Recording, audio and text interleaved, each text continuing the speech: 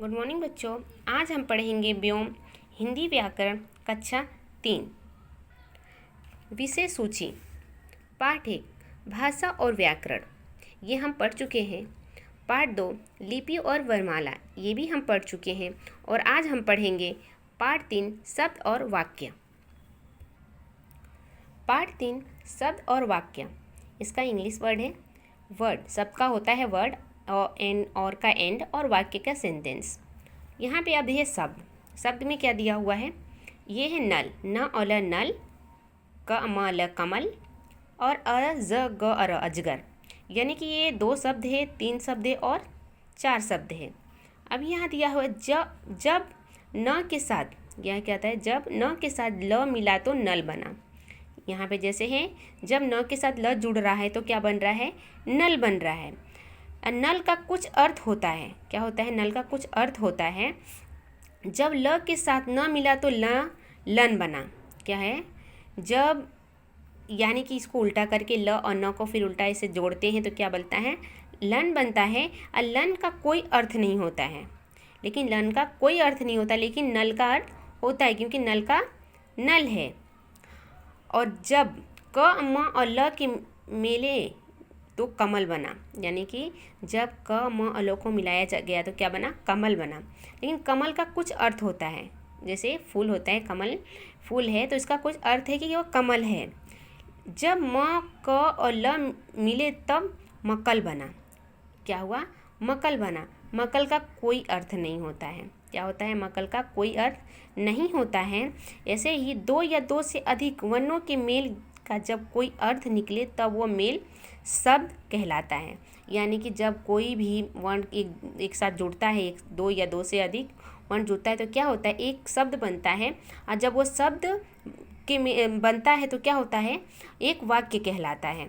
लेकिन जब वो नहीं बनेगा, जैसे यहाँ मकल, तो ये क्या होता है, वो मेल शब्द जब नहीं बनता है तो क्या होता है, उसका अर्थ कुछ नहीं कहलाता है, कुछ नहीं बनता है। तो यहाँ ध्यान दो, जब शब्द में वर्णों के साथ मात्राएं भी लगी होती हैं, क्या होता है, शब्द में मात्राएं भी लगी होती है, जैसे अ आई की मात्राएं भी लगी होती है। जैसे र में आ की मात्रा, आ का मात्रा लगा हुआ है तो राम। यहाँ दिया हुआ है मुकुट, यानी कि ऊ का मात्रा दिया मुकुट। प में एक मात्रा पेट, ठ में आ की मात्रा ठा पेठा, क में औ की मात्रा कौ, स अल कौशल। शब्द में संयुक्ताक्षर भी आ सकते हैं। क्या होता है, संयुक्ताक्षर भी आ सकते हैं। जैसे संयुक्ताक्षर का मतलब होता है जैसे एक शब्द 2 बार आना। जैसे यहाँ दिया हुआ है छ और आधा ज, और ज में बड़ा पूरा ज है, फिर आ का मात्रा दिया हुआ है छत जा। भ और आ क्या है, आधा क है और त भक्त। ब आधा च, फिर पूरा च में आ का मात्रा चा बच्चा। प है, फिर आ में क्या है, आधा र लगा हुआ है। अस में उ की मात्रा लगा हुआ है सु अना प्र सुन। स और प में आ र लगा हुआ है आधा र सर्प। तो क्या हुआ, ये एक शब्द बन रहा है। तो वाक्य, अब वाक्य है, तुमने पढ़ा कि वर्णों के मेल से शब्द बनता है। क्या होता है, 2 वर्णों के मेल से क्या होता है, शब्द बनता है। अब शब्दों के मेल से देखो, क्या करना है, अब शब्द के मेल से देखो कि क्या होता है। यानी कि हमने वर्ण मिलाया, जैसे अ आई मिला के हमने एक शब्द बनाया। अब क्या करना है हमको, स्वर, यानी कि ये शब्दों के मेल से क्या है, वाक्य बनता है। अब क्या देखना है, जैसे यहाँ दिया हुआ है अहमद पाठशाला गया। क्या है, अहमद और क्या है, पाठशाला, यानी कि स्कूल गया। तो यानी अहमद क्या है, पाठशाला और गया, यानी कि अहमद पाठशाला गया। अलग अलग शब्द है, अहमद भी अलग, पाठशाला भी अलग। अहमद लड़का है, पाठशाला विद्यालय, और गया यानी कि वो गया। अलग अलग शब्द है, इनके मेल का कुछ अर्थ निकलता है। यानी क्या होता है, इनके मेल से कुछ शब्द निकलता है, जैसे इनका मेल वाक्य कहलाता है। जब इन तीनों को हम लोग का जोड़ते हैं तो क्या होता है, एक शब्द बनता है कि अहमद पाठशाला गया। यदि इनके मेल का क्रम बदल दें तब इनका कोई अर्थ नहीं निकलता।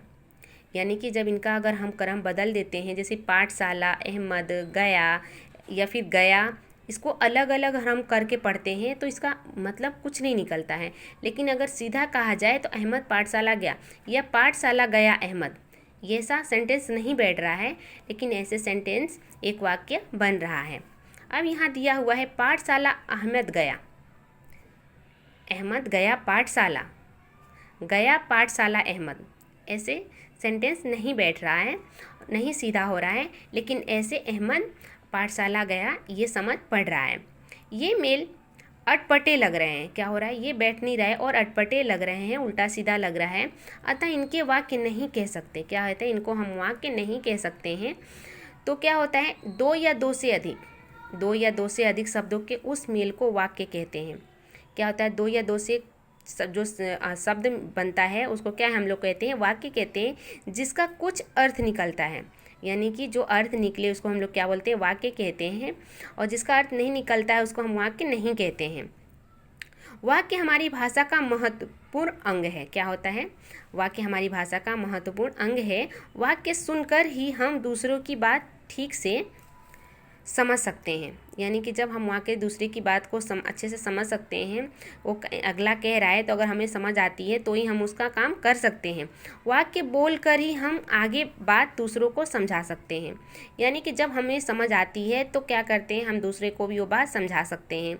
जैसे रीना पुस्तक कहने से बात समझ में नहीं आती है। क्या है, रीना पुस्तक कहने से बात समझ नहीं आती है। अब इन शब्दों से बने वाक्यों को देखो। अब क्या करना है, हमें इन शब्दों के मेल से कोई वाक्य देखने का है। जैसे यहाँ है, रीना पुस्तक पढ़ती है। अब समझ में आया कि रीना क्या कर रही है, पुस्तक पढ़ रही है।